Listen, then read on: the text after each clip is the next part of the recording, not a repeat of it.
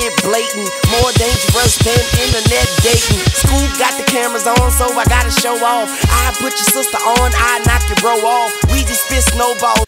All right, so let's talk about New Orleans. So New Orleans, they started off the year last year 0-2.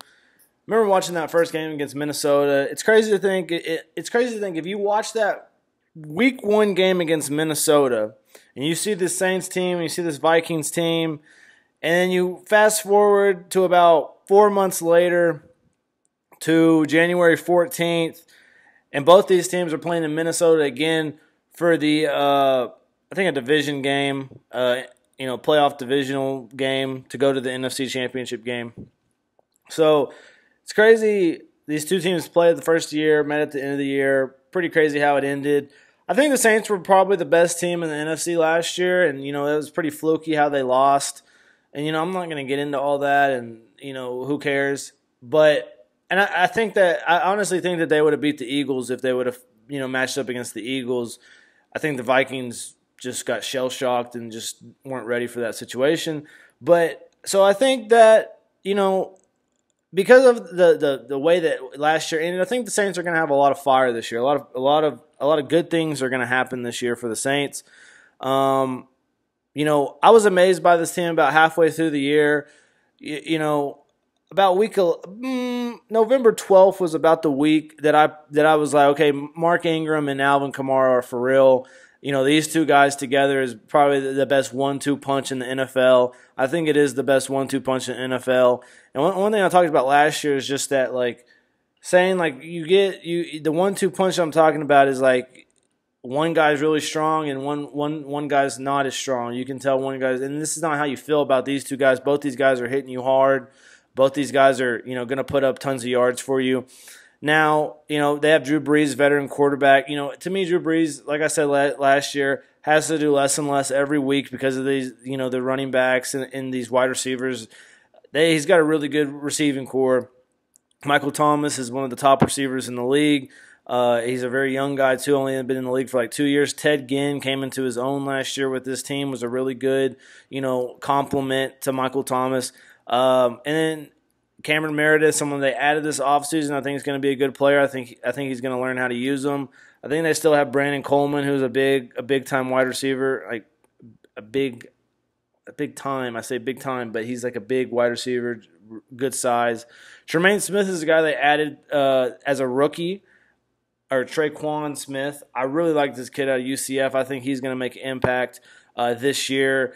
Maybe not fantasy-wise, but I think as a Saints player, he's gonna have some good plays, and he's gonna be getting into the offense throughout the year. Offensive line, I think this offensive line is pretty good.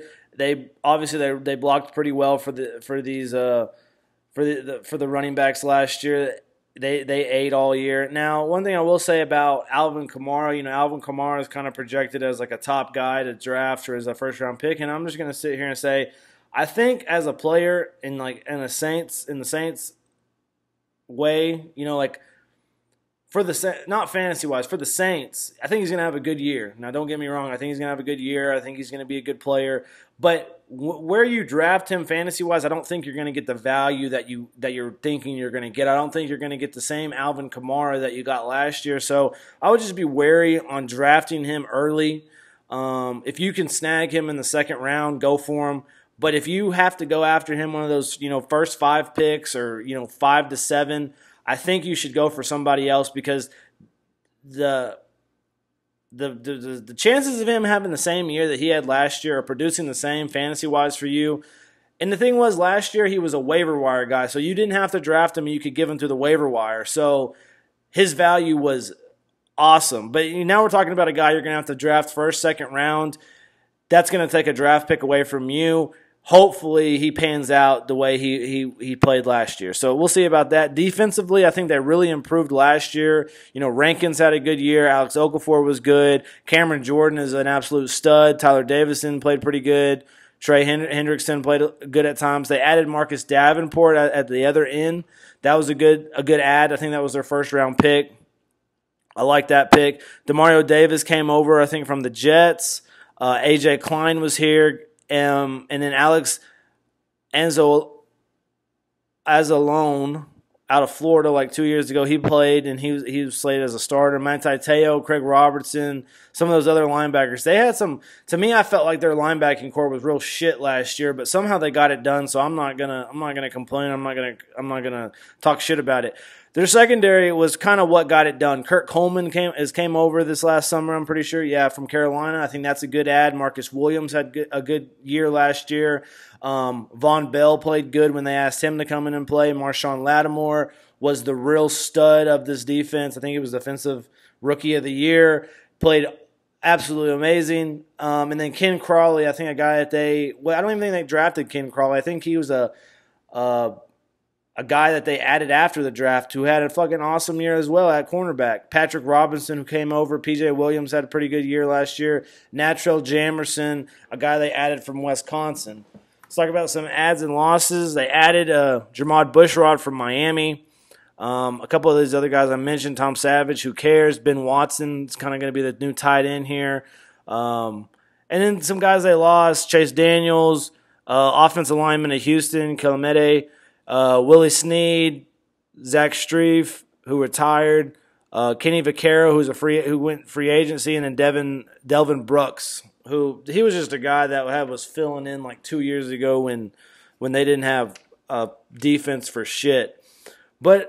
And then let's talk about their draft class a little bit. Marcus Davenport, Traquan Smith were their first 2 picks. Rick Leonard, an offensive tackle from Florida State. And then Natrell Jamerson, Cameron Moore, cornerback, Boston College. Boston Scott, a running back out of Louisiana Tech. And then Will Clapp, offensive lineman out of LSU. You know, the draft wasn't that important for them. They had a really good draft last year. They've already got some pretty good starters at all their positions. You know, not a lot of improvement. Just they need to come this year with a lot of fire, with a lot of want. You know, and it's crazy to think what this team looked like week 1 last year to what it looked like about week 14 last year. They playing with so much confidence. One thing that, you know, we are going to have to address, Mark Ingram does have a 4-game suspension to start the year. You know, maybe if they get out to like a tough start like they have in the past, maybe that's going to give the Falcons or the Panthers or the Bucks a reason to kind of compete with them throughout the year. But after that 4-game suspension that Mark Ingram has, I think this team gets into its own, and by the end of the year, I think it's 10-6, 11-5, like it was this year, and I think it's definitely in the playoffs or competing for a playoff spot with a couple of these other teams in their division. Team needs. That I said last year, draft linebacker, safeties. Let's see if they did that. Linebackers and the safeties, some cornerbacks, not really linebackers. They did a DN. They traded up to get Marcus Davenport. They really liked him, I guess. Wide receivers or re-signed wide receivers. So they didn't re-sign Willie Snead. They re-signed Brandon Coleman. And then they added, who was it? Traquan Smith to the receiving core, Cameron Meredith to the receiving core. So they did a little bit of that. Tight end, O-line depth, Ben Watson, Kobe Fleener's gone. So not a whole lot of that. For some reason I put running back, a power back, which I don't really think they need a power back. Mark Ingram can play power back, and Kamara has some of the strongest legs I've ever seen out of a running back. So that's not really a need. So we'll see. I mean, I think if Drew Brees stays healthy, I think this team's going to be set. You know, I think that Drew Brees does more with less. He's really good at reading defenses. He's really good at checking out of plays. You know, he knows whatever the defense gives him. He knows what the best play is for his players. You know, he checks in the runs when they need runs. He checks in the passes when they need passes. So I think, you know, one thing, Tom Brady may be like the GOAT, just greatest of all time. You know, Aaron Rodgers may be like the most talented, just physical talented quarterback right now. But I think Drew Brees is that old, wise, can do less with can do more with less talent. I think, you know, Drew Brees, I think he's more, to me when I watch Drew Brees, he looks older than Tom Brady.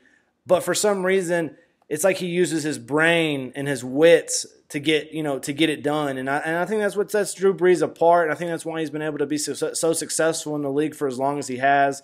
And, you know, so many times Drew Brees is getting old, Drew Brees is getting up there, and he just keeps going. So, you know, a lot of credit to Drew Brees. I think he's one of the better quarterbacks in this league, and he's he's a high-profile guy, don't get me wrong. You see him on commercials and stuff. You know who he is. But he's one of the less antic guys that it's just he goes, plays football, goes home. You know, it's none of this media bullshit. So I like him for that. And, you know, I hope the best for them this year because I really do think that they're one of the best teams in the NFC if they can stay healthy. Obviously, all these predictions are if they can stay healthy, you know, and that's the one thing that we don't know. Who's going to get hurt, who's not going to get hurt. Penthouse suite surrounded by dimes, all of them asleep, recovering from a wild night with my brother and them called Black Hen. Fuck it, take my brother Benz. Thinking about scooping up Chick-fil-A till I remember they closed on Sunday.